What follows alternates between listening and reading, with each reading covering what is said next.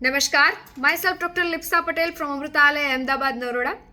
જ્યારે શરીરમાં ડાયરિયા જેવું હોય, મરડો જેવું હોય અથવા તો પેટમાં ચૂંક સાથે દુખાવો હોય ત્યારે આપણે એક પ્રકારનો ખોરાક લેતા હોઈએ છીએ. કોમન બધા જ લે છે, બાળક હોય કે વૃદ્ધ હોય. દહીં સાથે ખીચડી અથવા તો દહીં સાથે મસાલોનો ઉપયોગ કરતા હોય છે.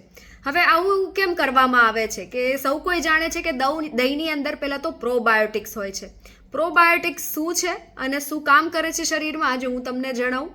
પ્રોબાયોટિક્સ સૌ પ્રથમ પહેલાં તો ગટ બેક્ટેરિયા, જે ગટ સિસ્ટમ આપણી જે છે કે જે કંઈ પણ ખોરાક આપણે લઈએ છીએ એને પચાવવા માટે જે બેક્ટેરિયાની જરૂર પડતી હોય એ પ્રોબાયોટિક્સ છે.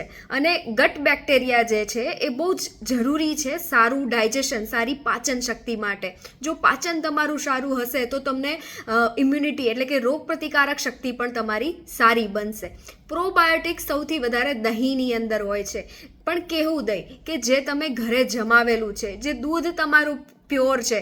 તમે જે ડેરીમાંથી અથવા તો તૈયાર દહીં જે લાવો છો એની અંદર મને નથી લાગતું એટલા જરૂરિયાત પ્રમાણમાં પ્રોબાયોટિક્સ રહેલા હોય. તાજું મોળું દહીં તમારા માટે જરૂરી છે, નહીં કે પાવડરવાળું દહીં કે પાવડરવાળા દૂધમાંથી બનાવેલું દહીં. સાથે ફર્મેન્ટેડ એટલે કે આથાવાળા ખોરાકની અંદર પણ પ્રોબાયોટિક્સ રહેલા હોય. આથાવાળો ખોરાક પણ કેવો કે 24 કલાક સુધી એનો આથો આવેલો હોય, નહીં કે 48 કલાક સુધી, નહીં કે 72 કલાક સુધી.